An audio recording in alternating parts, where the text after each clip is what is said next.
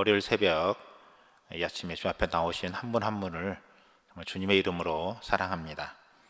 오늘은 왜 시험에 드는가 라는 제목을 가지고 민수기 21장 4절부터 9절에 있는 말씀을 가지고 같이 나누기를 원합니다. 제가 먼저 말씀을 봉독하겠습니다. 민수기 21장 4절에서 9절. 백성이 호르산에서 출발하여 홍해길을 따라 에돔 땅을 우회하려 하였다가 길로 말미암아 백성의 마음이 상하니라. 백성이 하나님과 모세를 향하여 원망하되 어찌하여 우리를 애굽에서 인도해 내어 이 광야에서 죽게 하는가. 이곳에는 먹을 것도 없고 물도 없도다. 우리 마음이 이 하찮은 음식을 싫어하노라 하매 여호와께서 불뱀들을 백성 중에 보내어 백성을 물게 하심으로 이스라엘 백성 중에 죽은 자가 많은지라. 백성이 모세에게 이르러 말하되 우리가 여호와와 당신을 향하여 원망함으로 범죄하였사오니 여호와께 기도하여 이 뱀들을 우리에게서 떠나게 하소서. 모세가 백성을 위하여 기도하매 여호와께서 모세에게 이르시되 불뱀을 만들어 장대 위에 매달으라. 물린 자마다 그것을 보면 살리라. 모세가 놋뱀을 만들어 장대 위에 다니 뱀에게 물린 자가 놋뱀을 쳐다본 즉 모두 살더라.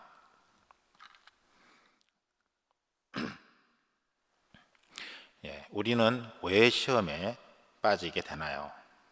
여러 가지가 있을 수 있습니다. 오늘 말씀 속에서는 원망하게 되면 시험에 빠지게 된다라고 이야기하고 있습니다. 지금 이 말씀을 듣는 사람들 중에 혹시 그 마음 중심에 누구를 향하여 원망하는 마음이 있다면 그것은 지금 죄 가운데 있는 것이다 라는 사실을 깊이 생각하고 이 원망의 마음을 바꾸어서 감사의 마음으로 바꿀 수 있는 이 시간이 되었으면 좋겠습니다. 오늘 말씀을 보면 이스라엘 백성들이 이제 광야에서 40년을 마쳐가는 시점입니다. 그리고 바로 그 앞에는 아론이 죽는 이야기가 나옵니다. 그리고 이제 실제적으로 가나안 땅을 들어가기 전에 그 암몬 족속, 다시 말하면 형제이죠. 조카 아브라함의 조카 롯의 자손이었던 두 딸 중에 한 자손이었던 이 암몬 족속을 지나가게 되었는데 암몬 족속이 자기 지역을 들어오지 못하게 막았습니다. 그런데 하나님 이스라엘 백성들은 저들을 다 물리치고 하나님 앞에 나아가자라고 이야기했지만 하나님께서는 그것을 허락하지 않으셨습니다. 그리고 그것을 돌아서 가도록 그렇게 하셨습니다. 그런데 여러분 지도를 보시면 아시겠지만 암몬 족속을 뺑 둘러서 돌아갈 수밖에 없었고 그 길이 산지고 좀 험악한 길이었습니다. 그래서 4절에 보면 이렇게 말하고 있습니다.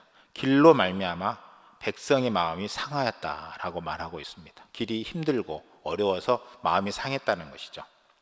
그래서 그것 때문에 원망을 했어요. 원망을 했는데 그 원망하는 이유를 보면 이곳에는 먹을 것도 없고 물도 없도다. 우리 마음이 이 하찮은 음식을 싫어하노라 라고 말하고 있어요.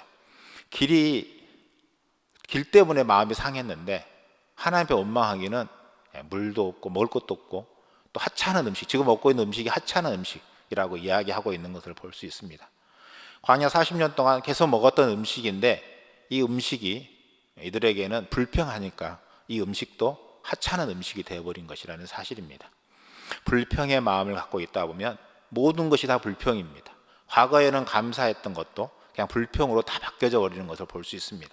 우리는 이러한 불평의 마음이 들어올 때 이 불평을 감사로 바꾸는 우리의 마음이 되어야 될 것입니다. 그러면 어떻게 하면 우리는 이 불평의 마음에서 감사의 마음으로 바꿀 수 있고 또 승리하는 삶을 살 수 있는가? 첫째는 원망하지 말아야 된다는 것입니다. 여러분 사람이 살다 보면 원망하지 않고 살 수는 없습니다. 대부분 친구들 만나면 불평, 불만이 많습니다. 직장 동료 만나면 대부분 상사와 회사에 대한 불평과 불만이 대화의 대부분이라고 이야기를 합니다. 그만큼 사람들은 만나면 불평하고 원망하고 누구를 판단하고 정죄하고 하는 것이 어떻게 보면 양념같이 양념처럼 그렇게 이야기하고 있는 모습들을 볼 수 있습니다. 그럼 우리 그리스도인들은 그런 불평에 같이 편승해서 함께 불평하는 것이 아니라 그 속에서 감사를 찾는 삶을 살아갈 때 뭔가 우리 그리스도인이 다르다는 것을 드러내는 삶이다 라고 말씀드리고 싶습니다. 7절에 보면 이렇게 이야기하고 있는 것을 볼 수 있습니다. 7절에 백성이 모세에게 이르러 말하되 우리가 여호와와 당신을 향하여 원망함으로 범죄하였사오니 라고 말하고 있습니다. 원망함으로 범죄하였다라고 고백하고 있는 것을 볼 수 있습니다. 즉 원망은 범죄라는 것입니다. 여러분, 세상법은 원망이 죄라고 이야기하고 있지는 않습니다. 그러나 성경은 이 원망을 죄라고 이야기하고 있습니다. 어떤 분 이 조직사회에 있다 보면 이 조직사에서 처음 입사해서는 직급이 낮을 때는 열심히 일하면 일한 만큼 상급을 받는 것 같습니다. 또 올라가고 그러는데 계속 올라가다 보면 나중에는 능력을 따라서 진급되기보다는 인맥 그리고 얼만큼 그 위에 관계를 잘 갖느냐, 이것이 어떻게 보면 진급의 더 중요한 요소. 그래서 인맥이니 또 혈연이니 지연이니 학연이니 이런 것들을 찾는데 바로 그것이 진급의 중요한 요소가 되다 보니까 그렇게 찾는 경우들을 볼 수 있습니다. 그러다 보면 능력이 아니라 완전히 능력도 안 되는데 진급하는 것 같고, 나는 정말 능력이 있는데 나는 진급이 안 되는 것 같고 하는 그런 속에서 갈등하고 원망하고 불평하는 경우들을 우리는 종종 볼 수 있습니다. 그러나 저는 그러한 모든 경우들 속에서도 하나님의 뜻이 있다는 것과 그 속에 우리는 주님 앞에서 하나님의 뜻을 찾아가는 우리의 삶이 되어야 될 것입니다. 그리고 또 저는 죄를 짓지 않기 위해서 우리가 변명하지 않아야 된다라고 말을 하고 싶습니다. 오늘 보면 주님께서 불뱀을 만들어서 매달아라 라고 이야기를 합니다. 그리고 그 불뱀을 쳐다보면 놔둘 거다라고 이야기를 합니다. 이스라엘 백성들이 이 노뱀이죠. 이제 불뱀을 만들었는데 그게 이제 노뱀이 된 건데, 이 노뱀을 쳐다본즉 나았다라고 이야기하고 있습니다. 주님은 왜 꼭 이 자기를 죽게 만들었던 이스라엘 백성들을 죽게 만들었던 이 뱀을 그대로 만들어서 쳐다보게 했을까요? 그것은 내가 무엇 때문에 벌을 받고 있는지를 그를 쳐다보라는 것입니다. 바라보라는 것입니다. 우리가 어려움을 당할 때, 또 어떤 일이 있을 때 우리는 변명하고 내 자신에 대해서 회피하려고 하는 경향들이 있습니다. 그러나 주님은 잘못한 것을 분명히 바라보고 내가 왜 잘못했는지, 이것이 왜 죄인지를 분명히 알라는 것입니다.